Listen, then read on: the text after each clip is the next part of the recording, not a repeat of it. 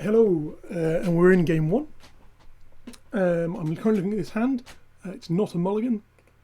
So we have Chancellor of the Tangle, which we're going to reveal, and a Forest. Meaning on turn one, we're probably going to go Wall of Roots, Lair of the Land. And we have two threats. We have Goblin Belcher and Wormcoil Engine. I'm going to reveal Chancellor of the Tangle. And we're going first. So as you can see, we've revealed Chancellor of the Tangle. And this gives us an additional green mana at the start of our main phase. We'll play a Forest, play a Wall of Roots, cast Lair of the Land using the Wall of Roots. That's one of the neat things about this deck, or Wall of Roots specifically in this deck. It's a mana dork which doesn't require you to actually it doesn't have summoning sickness basically, which is pretty useful. Before I go any further, I realised I neglected, because we're playing Tron here, neglected in my deck tech to give credit for the deck. So this is a deck created by the good folks at MTG Salvation. I'm using the list from the primer there, basically, more or less in its entirety. The sideboard's a bit different. But yeah, if you're interested in the deck, you like what you see, go and check it out. It's a fantastic forum full of friendly people who design really cool brews. And yeah, cool stuff. So again, we're just kind of thinning our deck out of lands here. And continuing to pass turn, and next turn we're going to play our Goblin Belcher, unless they do something to seem. It's Blue Tron, which is definitely less good, I would say, for us than Red Tron. With that in mind, and the possibility of counter magic, I might be more inclined to just play this Rampant Growth in this particular spot, because I don't particularly want to get my my Goblin Belcher hit by Condescend and countered. I mean, you know, it's not a disaster. We have a Wormcoil Engine, we have a Batterskull, we even have a Chancellor of the Tangle if we get to that stage of the game to bring the beats. But I'd rather not have to play around Condescend. So I'm not going to. I'm going to avoid that situation. So in this deck has a slight problem with, in some respects, is it's very non-interactive, at least in game one. So, for example, you know, you can't. Our good matchups, like I said, or like I should have said, were our kind of mid-rangey things. Slightly grindier decks. Now we draw the second Belcher, which means I should have probably gone for the first one, but never mind. I'm actually going to just jam this here, I think. And we don't have enough mana to be able to do the Wall of Roots trick, so I'm not even going to bother. And we're even playing around Condescend like this. Although possibly not Remand, the Remand. There we go. It's fairly non-interactive. There's a lot of kind of just, you know, you do your thing and then you wait for your turn again. So if you're up against, I don't know, Storm, for example, I've beaten Storm, but it's not easy. You tend to have to kind of let them do their thing and cross your fingers a little bit. So as you see, I'm kind of skipping back to my turn quite a lot. So one of the other things I like about these one mana spells, though, in this deck, is like in this situation here, I can cast Safe Right Quest effectively for free, because I cast it, it's a land into my hand. I haven't played a land this turn. You don't, unless you're casting these spells, you don't make a lot of your land drops naturally, so you don't have to worry about kind of. So basically, all the one mana spells are free the first one you cast a turn.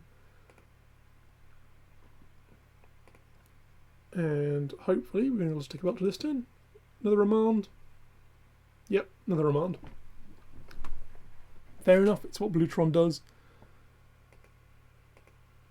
Skip over to our turn again. So yeah, I mean, this isn't too bad for us really. At some point they're gonna, complete the Tron, and tap down some mana. Condescend is now a bit of a problem.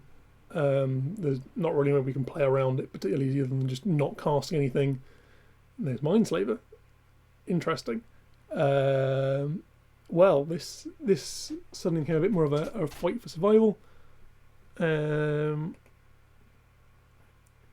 Let's see what we can do here.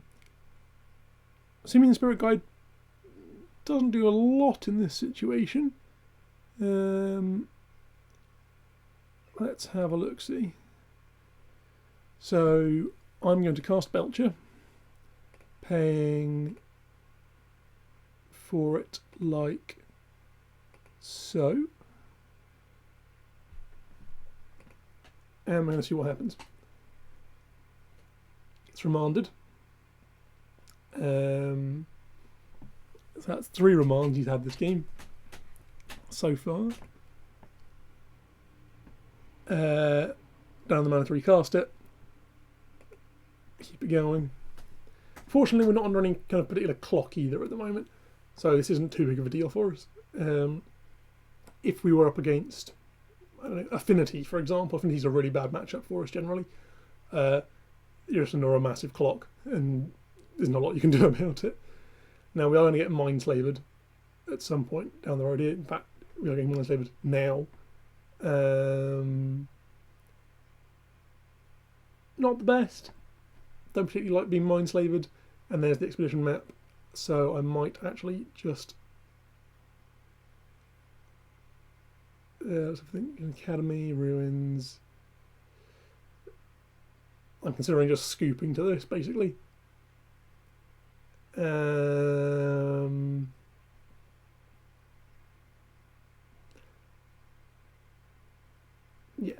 I'm going to scoop to that rather than let them see what's going on in my hand. So, Tron. What do we want against Tron? Against Tron, we want some Blood Moons. Simple enough. We probably also want to think about things like Fracturing Gust, Nature's Claim, maybe even Defense Grid against Blue Tron. Let's have a think now. So Nature's Claim for sure. Both coming in. And probably 1 Defense Grid. I'm going to drop out the Rampant Growths. Because they're just a bit slower. And I'm going to drop down on the Secure Tribe Elders as well a little bit, because they're not so important. And I'm actually going to drop all the bolts. There aren't really anything particularly that I'm going to want to bolt, I don't think anyway. I mean, watch me lose to something completely boltable. So I've got 1 spare slot. Do I want Fracturing Gust to Defense Grid? I think I probably want another Defense Grid. Just that extra bit of security. Let's see how that rolls. And we're going to go first. I don't think there's any reason not to want to go first. So this hand is sweet. I have a turn 1 Blood Moon against Tron. I like that. I'm not going to mulligan that hand. It's even got Layer of the Land for next turn, but you know what you're going to do. Sometimes you have the turn 1 Blood Moon. Play a Forest. Play a Blood Moon. Our Tron opponent's probably now like, excuse me, what? And we'll skip back to our turn. Hooray! Oh dear, it's nice sometimes to just kind of, I mean, it may not end up mattering. If they have enough remands and so on, they might actually be able just to get up to enough lands to cast, Platinum Angel, Wormcoil Engine, whatever this particular deck's packing. This isn't a particularly fast hand, but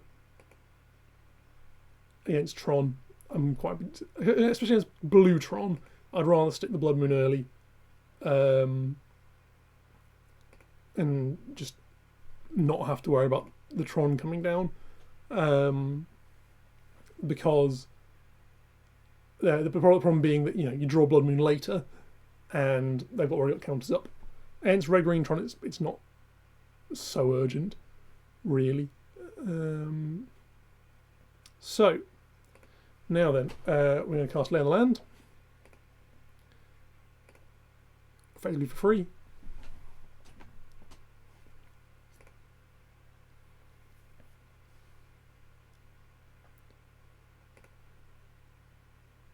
And then cast our defense grid.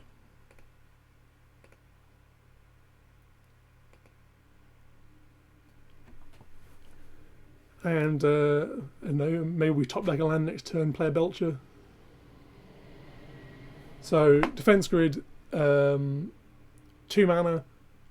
During each player's turn, each other player's spells cost 3 more to cast.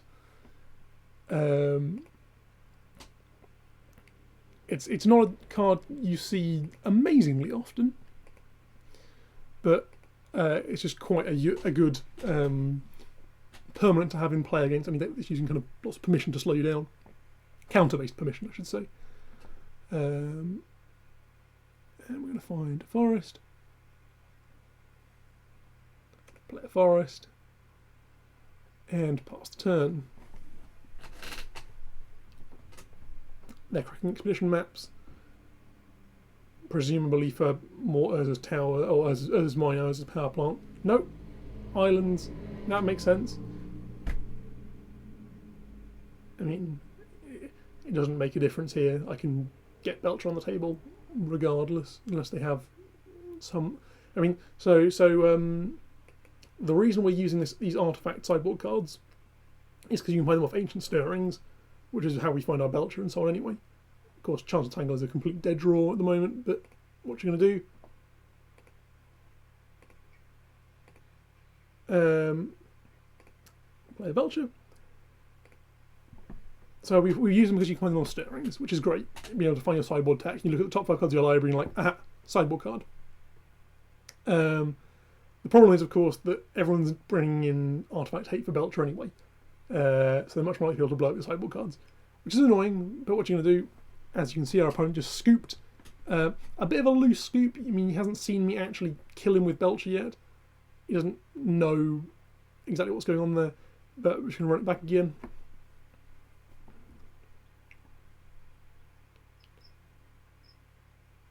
And we have another keepable hand.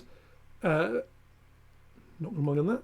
Basically anything which has enough mana to cast, to start casting spells, and then a threat is what we're looking for. I will keep hands, once you're mulligan down a bit further, I'll keep hands which just have mana in them. I used to be much more aggressive on the mulligans with this deck. Kind of mulligan until you find 2 mana sources, basically. But more recently, I've kind of come to the conclusion that yeah, it is just right to find a threat, and then if you get down to like 5 cards in your hand and you still haven't found a threat or mana, you should probably just be keeping it. So once again, I'm going to go with that. The old Wall of Roots, turn 1 start into probably Lay of the Land. I mean, so Safe Request is a card that perhaps I should cast. Well, if you're looking to cast Blood Moon, for example, Safe Request is a card you cast earlier on. Find your Stomping Grounds. However, in this case, Stomping Grounds is in my hand anyway. It makes no difference to me. Safe Request just will become Lay of the Lands. It's not that big a deal. Another interaction that's worth mentioning, Caravan Vigil plus Sakura Tribe Elder. I've had games where you have a Caravan Vigil heavy draw. You draw a Sakura Tribe Elder, play Elder, sack Elder, cast 3, I don't even know what the equivalent card is. You cast 3 Caravan Vigils, each of which put on to play untapped. So yeah, they are literally just completely free, and they ramp you, which is sweet. Oh, sorry, actually there's no net loss of mana, they're not free. So we're going to cast Birds off this one. And again, I'm not playing the Stomping Grounds here, not for any particular reason. I mean, I could play Stomping Grounds, but I don't really feel like taking the 2. One of the advantages this deck does have over some decks in the field is it doesn't hurt itself very much. The only damage you will ever do to yourself, hopefully, is, unless someone has some way of redirecting Belcher to you, is by playing your Stomping Grounds untapped. And sometimes you do what you've got to do. It's your only mana source on turn 1. You need to get going. Fair enough. In situations like this, there's no rush. So they have up Remand probably now, which is annoying. If it's Condescend, I now know Belcher, so let's go with Forest. Play a Goblin Charbelcher, paying with both of my Wall of Roots and my alternative mana, a land and a birds. It means that if this resolves, then in their upkeep, yep, Remand. So if that had resolved in their upkeep, I would have then belted them probably. And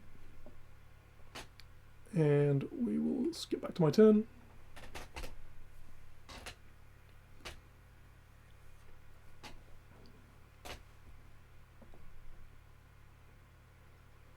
Yeah, it's a sweet deck. I just really love it. I wanted to play Charbelcher in Legacy for a while. I don't really have the money to buy into Legacy. Modern, especially this deck, is cheap by comparison. And this deck is, you're buying Lay of the Lands. They cost nothing. I'm going to play some guns on tap now. Try and play around Condescend a bit better.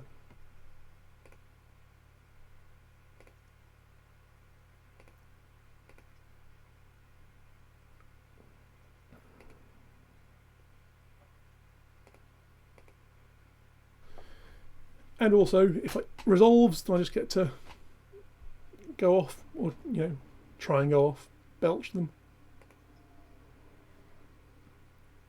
In fact, there is the Condescend.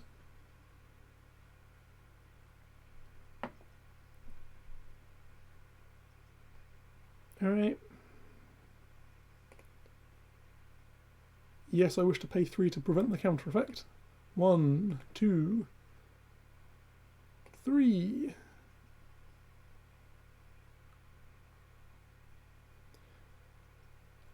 So that's another great thing about this deck.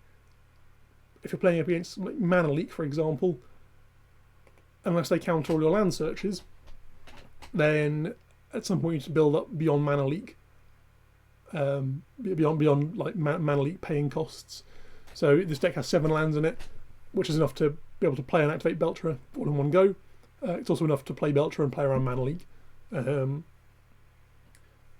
More importantly, it's also about the minimum that kind of the thread figured out we could run without just not being able to do anything. Hopefully,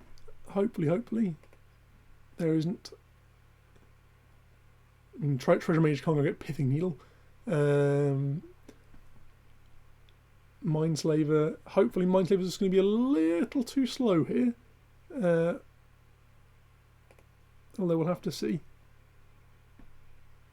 Defense grid, fine. So, Goblin Charbelcher targeting you, paying 3 mana.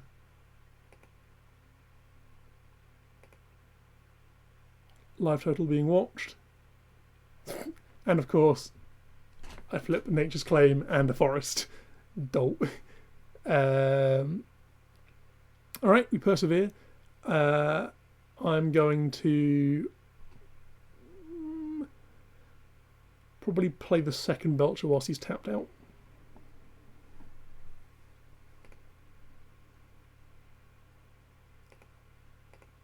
Red, because why not? 1, blunk, blunk. Wow, that wall of roots. The blocker is not really going to matter here. He's either going to Slaver Lock me or not. I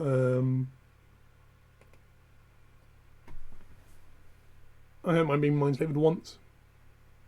You know, you do what you got to do.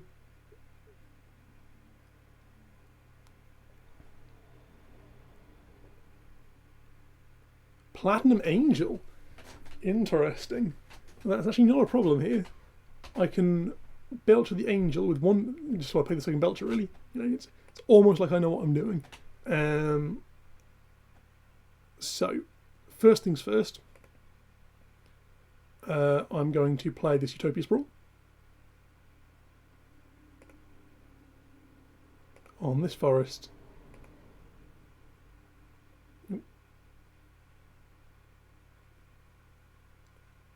I'm not very good on X-Mage, it must be said. The client doesn't seem to like me. Condescending that.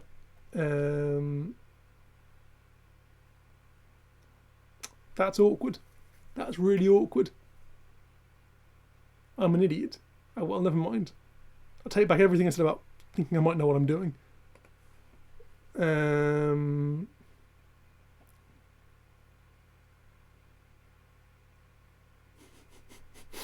Let's have a think now. Do I wish to pay 1? So if I pay 1, using the Wall of Roots, I have enough mana to activate 1 Belcher. I can kill Platinum Angel.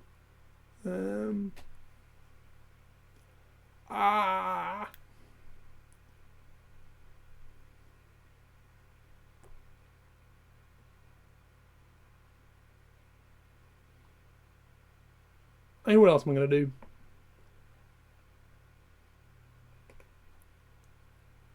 I'm a fool.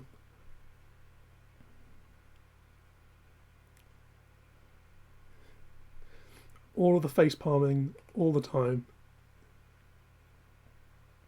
I'm going to set it to green. We've already got a red source. You only need 1 red source. So let's just check. There's no other way I can do this.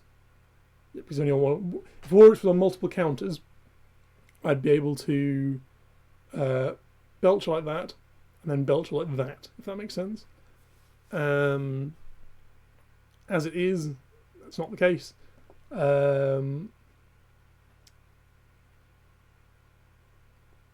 But we will activate Goblin Charbelcher anyway, doing Platinum Angel, and paying 3 of your manas.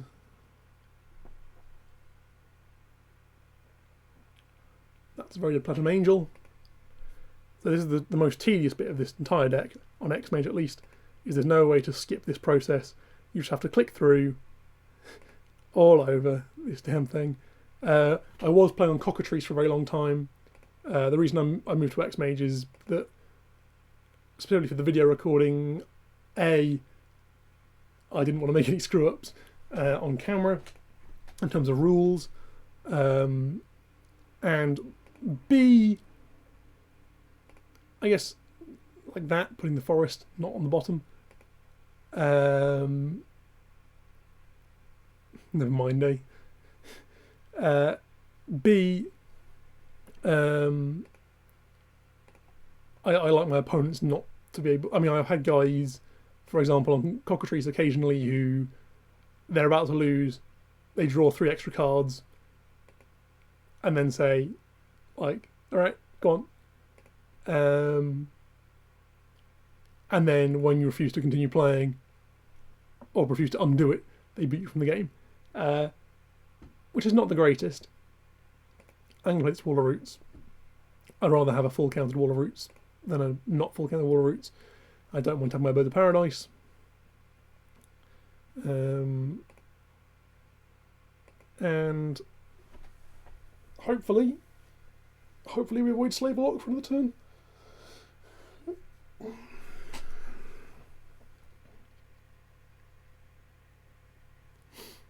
Thirst for knowledge. You know what, kids? I think we might be all right here.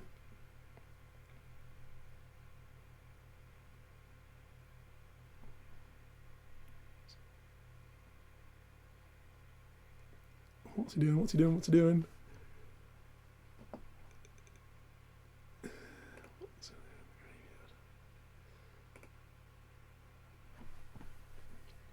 He's digging. Having a good old think. Repeal. What does it actually do? I mean, you bounce a Belcher. Big whoop.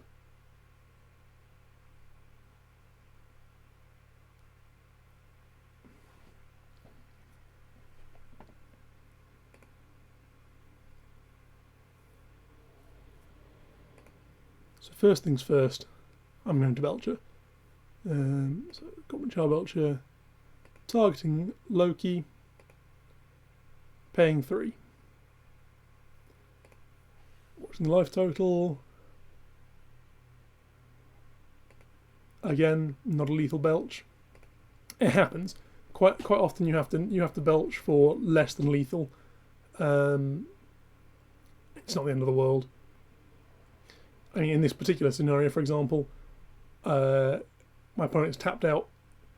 Their win con appears to be slave locking me using Mindslaver and Academy Ruins. I have Blood Moon. Blood Moon traditionally trumps Academy Ruins. Most schools of thought would suggest that is the case. And we'll go to my turn. I think we're in pretty good shape. Feeling confident, despite my blunders. Oblivion Stone. That would have been quite annoying if I hadn't just played a Blood Moon. So, we're going for the kill. Hopefully. Char Belcher, your face. For 3 mana.